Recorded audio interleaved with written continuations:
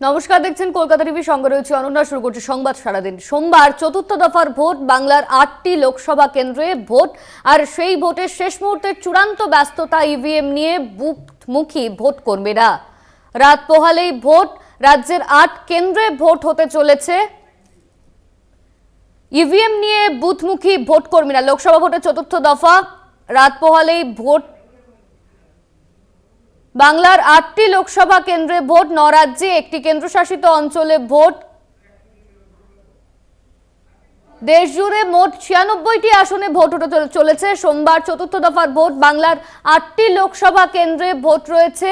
বাংলার 8 কেন্দ্রের নির্বাচন।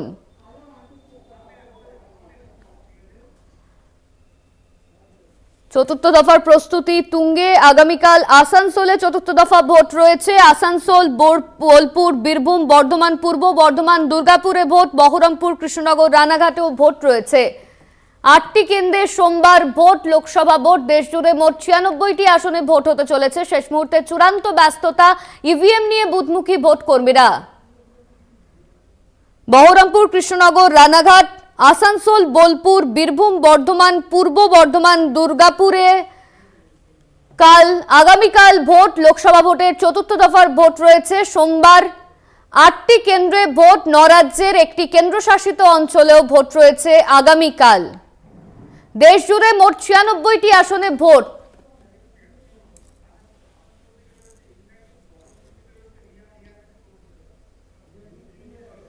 আমাদের সঙ্গে এই মুহূর্তে রয়েছেন আমাদের প্রতিনিধিরা। আসানসোল থেকে রয়েছে ইন্দ্রাণী, বহরমপুর থেকে রয়েছে রিয়া। প্রথমে আমি বহরমপুরে যাব। রিয়া, একদম শেষ মুহূর্তের প্রস্তুতি। আগামীকাল 8টি লোকসভা কেন্দ্রে ভোট রয়েছে। তুমি এই মুহূর্তে বহরমপুরে দাঁড়িয়ে রয়েছো, সেখানের প্রস্তুতি কি দেখতে পাচ্ছ?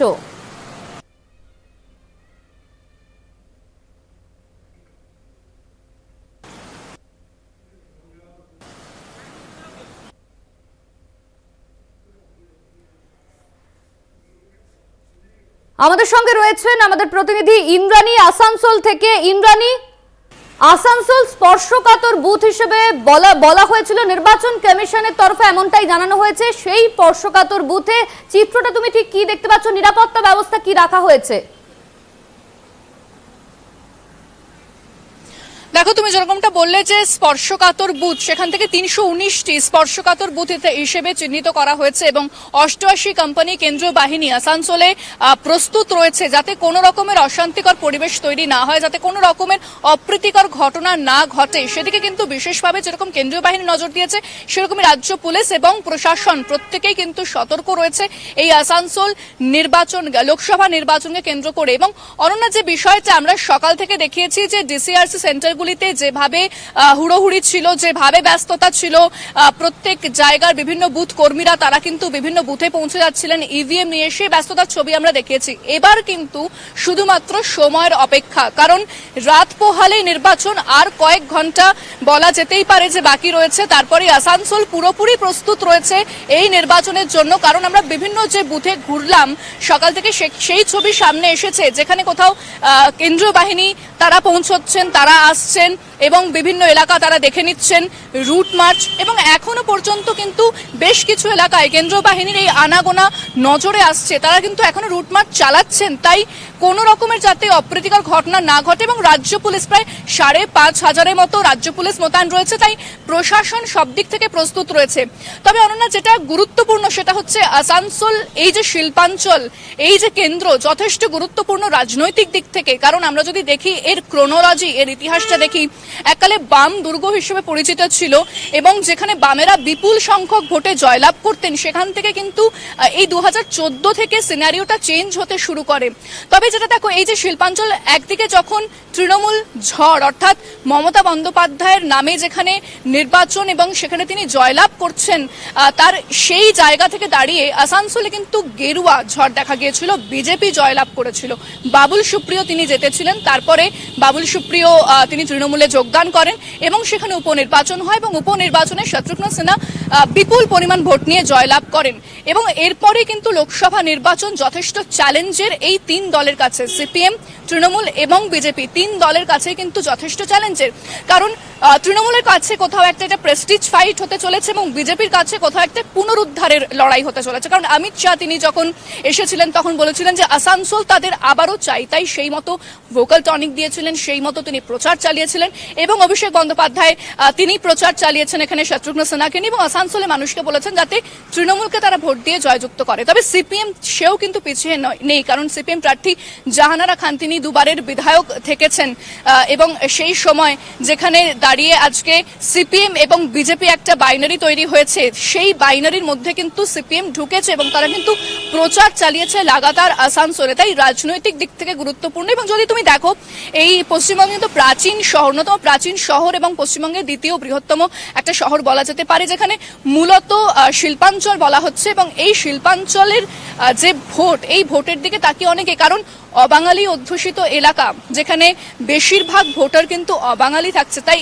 একটা ইকুয়েশনের এখানে ভোট হয়, যেটা আমরা উত্তর ভারতে সেই ভোট দেখে থাকি, সেখানে কিন্তু আসানসোলে সেই ইকুয়েশনে একটা ভোট হয়। তাই বিজেপির জন্য এটা একটা যথেষ্ট গুরুত্বপূর্ণ লড়াই, অন্যদিকে তৃণমূলের জন্য কিন্তু এটা যথেষ্ট গুরুত্বপূর্ণ লড়াই, কারণ যে একটা বহিরাগত ফ্যাক্টর চলে আসছিল শত্রুঘ্ন সিনহাকে নিয়ে, সেই বহিরাগত ফ্যাক্টর প্রচার করা হচ্ছিল। তবে সুরিন্দর সিং আলুওয়ালিয়া তিনি যখন প্রার্থী হন বিজেপির তরফ থেকে বলা হয়েছিল দেখুন আমরা বিজেপির তরফ থেকে সুরিন্দর সিং আলুওয়ালিয়াকে প্রার্থী করেছি, তিনি কিন্তু ভূমিপুত্র। যদিও এখানে একটা বিজেপির বিষয় আছে, বিজেপি কিন্তু অনেকদিন পর আসানসোলে প্রার্থী দিতে পেরেছে, কারণ যখন পবন সিং এর নাম এসেছিল তারপর তিনি প্রার্থী পদ প্রত্যাহার করে নেন, বেশ কিছু তার বিরুদ্ধে প্রচার চলে, তারপরে কিন্তু তিনি একটা পদক্ষেপ নেন। তারপরে বেশ কিছুদিন ধরে একটা জল্পনা চলছিল যে কে হতে চলেছিল, বেশ কয়েকজনের নাম সামনে আসছিল, কিন্তু প্রার্থী কেউ সেইভাবে ডিসাইড করা যাচ্ছিল না। তারপরে সুরিন্দর সিং আলুওয়ালিয়ার নাম সামনে আসে। যদি দেখি সুরিন্দর সিং আলুওয়ালিয়া প্রথমে দার্জিলিং এ তিনি গিয়েছিলেন এবং সেখান থেকে জিতেছিলেন, তারপর বর্ধমান, দুর্গাপুর এবং সেখান থেকেও জিতেছিলেন, তারপরে কিন্তু আসানসোল। তবে এই সুরিন্দর সিং আলুওয়ালিয়ার বিরুদ্ধে একাধিক অভিযোগ রয়েছে, কারণ যখন তিনি বর্ধমান, দুর্গাপুরে ছিলেন সেখানে কিন্তু তার নামে মিসিং পোস্টার পড়তো যে তিনি কেন্দ্রে আসেন না, সাধারণ মানুষের সঙ্গে যোগাযোগ রাখেন না, তিনি কারোর সঙ্গে কথা বলেন না।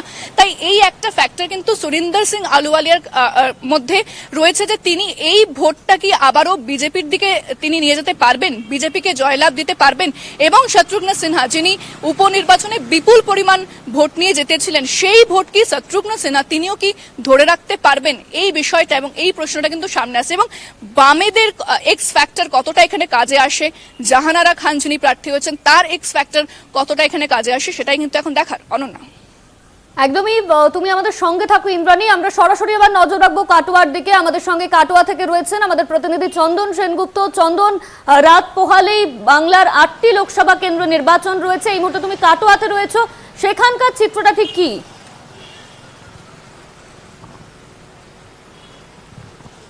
হ্যাঁ দেখো, এই মুহূর্তে আমি কাটোয়ায় দাঁড়িয়ে আছি। রাত পেরোলেই চতুর্থ দফার ভোট। সেই ভোটে আমি তোমাকে যেটা বলবো যেটা হচ্ছে যে বর্ধমান পূর্ব, অর্থাৎ পূর্ব বর্ধমান পূর্ব লোকসভা কেন্দ্র এবং বর্ধমান দুর্গাপুর লোকসভা কেন্দ্র, এই দুটো যে জেলা রয়েছে, এই লোকসভা কেন্দ্র রয়েছে, সেই লোকসভা কেন্দ্রের বর্ধমান যে পূর্বের সেখানের যে ভোটার সংখ্যা সেটা প্রায় 13 লক্ষ, আর অপরদিকে বর্ধমান দুর্গাপুরের যে ভোটার সংখ্যা সেটা প্রায় হচ্ছে 18 লক্ষ। এবার যেটা ঘটনা হচ্ছে যে বর্ধমান পূর্বের এবং বর্ধমান দুর্গাপুরের মোট কেন্দ্রীয় বাহিনী যেটা এসছে 190 কোম্পানি কেন্দ্রীয় বাহিনী এসছে এবং তার সঙ্গে রয়েছে রেস্কিউ টিম রয়েছে এবং এসআই মর্যাদার পুলিশ অফিসার রয়েছে, ইন্সপেক্টর মর্যাদার পুলিশ অফিসার রয়েছে 500 জন মতন। এরকম সব মিলিয়ে বলা যায় যে নিরাপত্তার ব্যবস্থায় কোনো রকম ত্রুটি রাখেনি নির্বাচন কমিশন। যেটা জানা যাচ্ছে ইন্সপেক্টর র্যাঙ্কের যে পুলিশ অফিসার আছে 59 জন আছে, এএসআই র্যাঙ্কের পুলিশ অফিসার আছে 760 জন এবং কনস্টেবল রয়েছে 7047 জন। এছাড়া রয়েছে যে সেক্টর মোবাইল 340টা এবং 8টি মোবাইল ভ্যান রয়েছে 55টা এবং কুইক রেসপন্স টিম রয়েছে 210টা মতন। এছাড়াও যেটা জানা যাচ্ছে যে এই দুই জেলায় এই দুই কেন্দ্রে লোকসভা কেন্দ্র যেটা পূর্ব বর্ধমান পূর্ব এবং বর্ধমান দুর্গাপুর, এখানে কিন্তু মহিলা বুথের সংখ্যা হচ্ছে 210টা। এবং পাশাপাশি বলে রাখি নির্বাচন কমিশনের পক্ষ থেকে বেশ কিছু জায়গায় মডেল বুথ তৈরি করা হয়েছে, অর্থাৎ যেখানে বয়স্ক মানুষরা আসবে, তাদের যেমন জলের ব্যবস্থা থাকবে, বসার ব্যবস্থা থাকবে এবং হুইল চেয়ারের ব্যবস্থা থাকবে। সেই দিক থেকে নির্বাচন কমিশন কিন্তু সেই দিকটাও নজর রেখেছে।